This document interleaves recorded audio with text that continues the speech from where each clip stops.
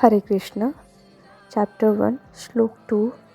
संजय उवाच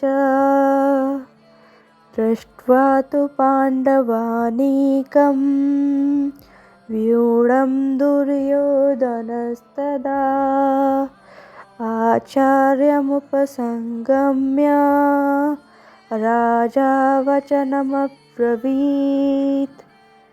संजय उवाच, संजय ने कहा, दृष्ट्वा देखकर, तो लेकिन पांडव अनीकम पांडवों की सेना को, व्यूढ़म व्यूह रचना को, दुर्योधनः राजा दुर्योधन ने, तदा उस समय, आचार्यम शिक्षक गुरु के, उपसंगम्य पास जाकर, राजा वचनम शब्द अब्रवीत कहा। अर्थ, संजय ने कहा, हे राजन, पांडुपुत्रों द्वारा सेना की व्यूह रचना देखकर राजा दुर्योधन अपने गुरु के पास गया और उसने ये शब्द कहे। तात्पर्य, धृतराष्ट्र जन्म से अंधा था। दुर्भाग्यवश वह आध्यात्मिक दृष्टि से भी वंचित था।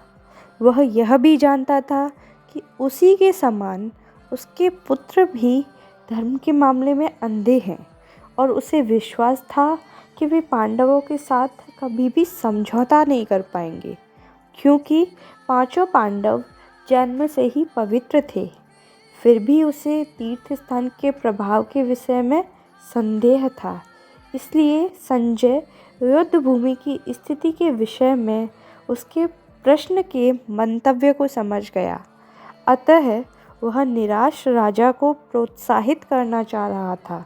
उसने उसे विश्वास दिलाया कि उसके पुत्र पवित्र स्थान के प्रभाव में आकर किसी प्रकार का समझौता करने नहीं जा रहे हैं।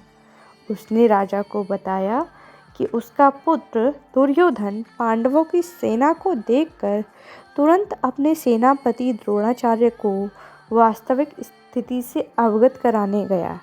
यद्यपि दुर्योधन को राजा कहकर संबोधित किया गया है, तो भी स्थिति की गंभीरता के कारण उसे सेनापति के पास जाना पड़ा। अतएव दुर्योधन राजनीतिज्ञ बनने के लिए सर्वथा उपयुक्त था, किंतु जब उसने पांडवों की व्यूह रचना देखी तो उसका यह कूटनीतिक व्यवहार उसके भय को छिपा न पाया। हरे कृष्णा।